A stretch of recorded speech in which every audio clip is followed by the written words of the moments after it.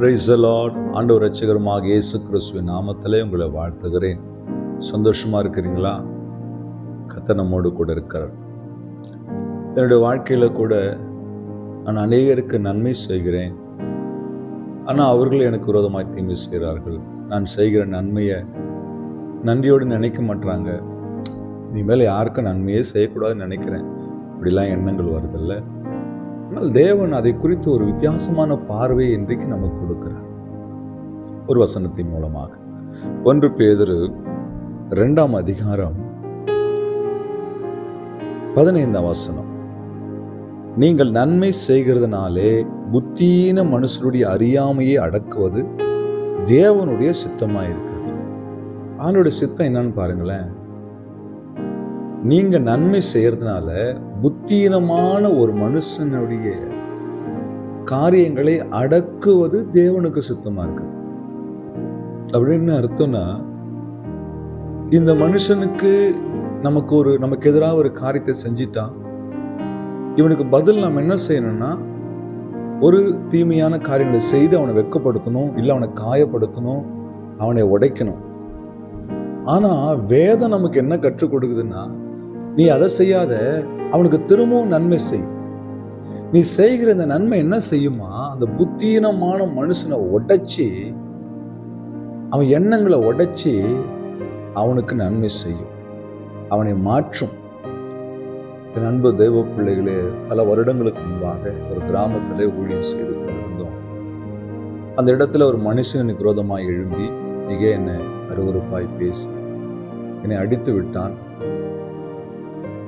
அந்த மகனுடைய மகள் சண்டேஸ் கிளாஸில் ரொம்ப உற்சாகமாக இருப்பாள்.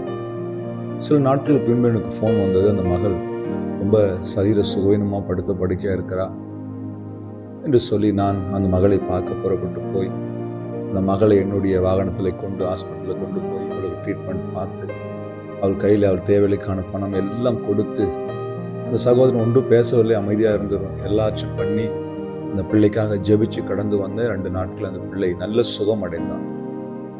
அடுத்த வாரம் அதே கிராமத்துக்கு நாங்கள் சண்டேஸ் கிளாஸ் நடத்த போகும்பொழுது அந்த மனிதன் கூனி குறுகி ஒரு ஓரமாக நின்று கொண்டிருந்தான். எல்லாம் முடிந்த என்னிடத்துல கண்ணீரோடு சொன்னான், நான் உங்களுக்கு எவ்வளோ பெரிய ஒரு அவமானத்தை, எவ்வளோ ஒரு அசிங்கத்தை செய்தேன், ஆனால் நீங்கள் என் பிள்ளைக்கு இவ்வளோ பெரிய காரியத்தை செய்திருக்கிறே, நான் என்னை நினைச்சு வெட்கப்படுறேன் என்று சொல்லி தலை குனிந்தான். பின் நாட்களிலே கர்த்தர் அவனை ரட்சித்து ஆண்டவருடைய பிள்ளையை மாற்றினார். என் அன்பு தேவ பிள்ளையை, நம்முடைய வாழ்க்கையில நன்மை செய்கிறதன் மூலமாய் மற்றவர்களை முடக்குவது, மற்றவர்களை வேதனைப்பட வைப்பது, மற்றவர்களை உணர செய்வது, மற்றவர்களை மனம் திரும்ப செய்வது தேவனுடைய சித்தமாய் இருக்கிறது. ஆமேன். புத்தீன மனிதனுடைய அறியாமையை அடக்குவது, அவன் நீங்க யாருன்னு தெரியாம செஞ்சிடறான், நீங்க யாருன்னு தெரியாம தவறா பேசிடுறான், நீங்க யாருன்னு தெரியாம வார்த்தையை கொட்டிடுறான். நீங்க தேவனுடைய பிள்ளைகள், நான் தேவனுடைய பிள்ளை. ஆனா திரும்ப அதே காரியத்தை நாம செஞ்சோம்னா ஆண்டவருக்கு முன்னாடி நாம தான் வெட்கப்பட்டு போவோம். ஆகையினால தீமைக்கு பதிலாய் நன்மை செய்யுங்க. அதன் மூலமே அவன் அறியாமையை அடக்கப்படும். தேவனுக்கு முன்பாய் நீங்களும் நானும் தலை நிமிர்ந்து ராஜகுமார் தியாகி பரலோகமே சந்தோஷப்படும். இப்படிப்பட்ட வாழ்க்கைக்கு உங்களை மாற்றிக்கொள்ளுங்கள். கர்த்தர் நம்மை ஆசீர்வதிப்பார்.